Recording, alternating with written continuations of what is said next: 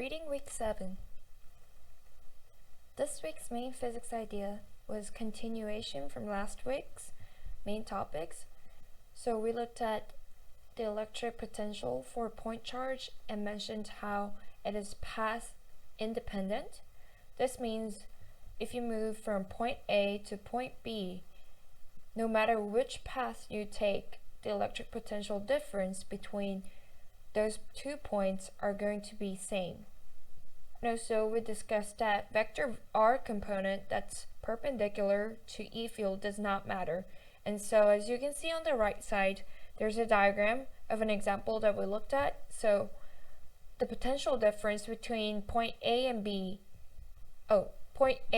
C is actually the same as the potential difference between point B and C, because you only think about the Y component when you're looking at this, since the X component difference is only going to matter if the E field was going in a positive or a negative X direction.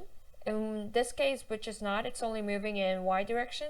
And so the change in Y from point A to C and point B to C are the same. So we can see that the electric potential difference is going to be the same as well. And we also looked at another example which talks about the superposition, and this also links to how I learned that superposition can be used to find the change in electric potential, so the potential difference. For example, if you have a plate and also a point charge that's placed from a point A to point B, you can first find the potential difference due to the plate, and then add the potential difference due to the point charge, and you'll be able to find the total potential difference. What I already knew was that I was able to find the electric potential for point charge based on what I learned from last week, and the equation is pretty simple. Delta V is equal to Q over 4 pi epsilon times 1 over R final minus 1 over R initial.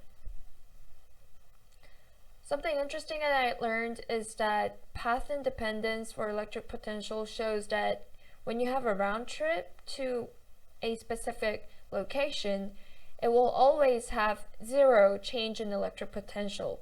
As you can see in the image on the right side, when it doesn't matter which route you take or which direction you take in the round trip, it is always going to have a delta V which is equal to 0 for a point charge. And how this week's topic relates to my major, which is electrical engineering. In circuits, the potential difference is also known as voltage, and it's usually calculated by multiplying the amount of current by the resistance. And this ties back to the definition of potential difference, which is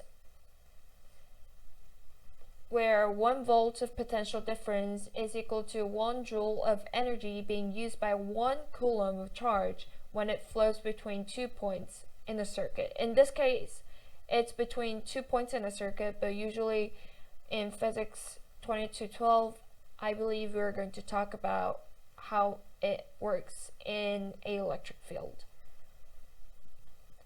Also, a confusing topic for me was to really understand what electric potential difference meant. So based on a Google search, I found out that when you move, for example, a positive charge from point A to point B, as shown in the bottom right, it's going to move in the direction that's against the electric field.